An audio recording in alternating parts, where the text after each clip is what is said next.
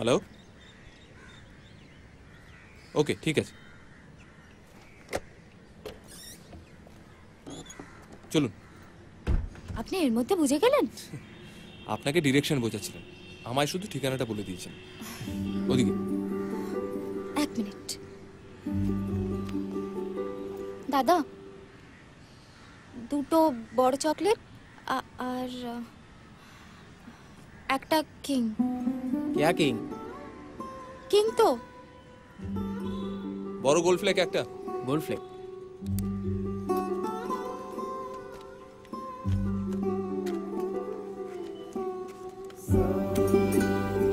এই তো।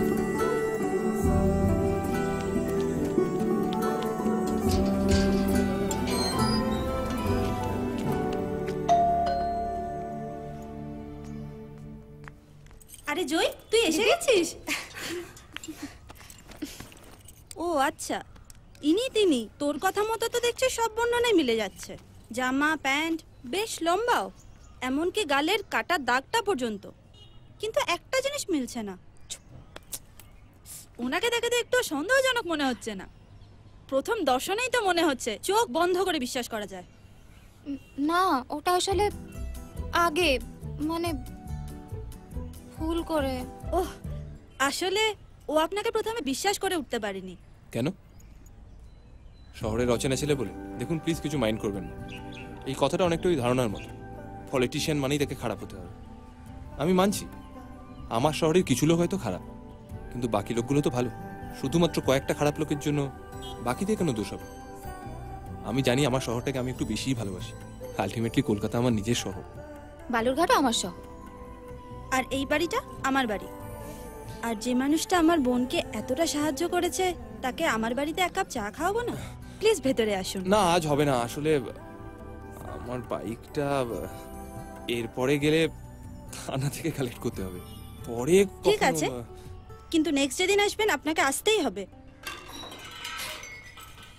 ওহো, হুলোটা বোধহয় রান্নাঘরে আবার ঢুকেছে। আমি আসি, হ্যাঁ? জয়, তুই আয়, আসছি।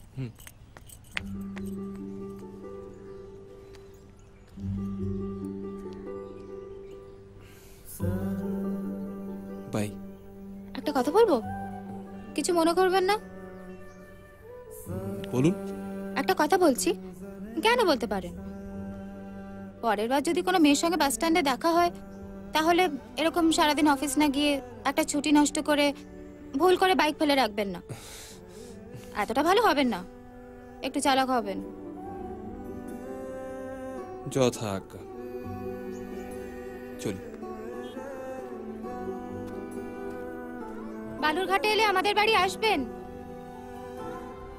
সাহায্যটা তোলা রইল, সুদ সমেত ফেরত দেব। বালুরঘাটে আমি? ঠিক আছে, যদি কখনো যাই তাহলে সাহায্যটা ফেরত দিলেই হবে, সুদটা লাগবে না। বোঝে না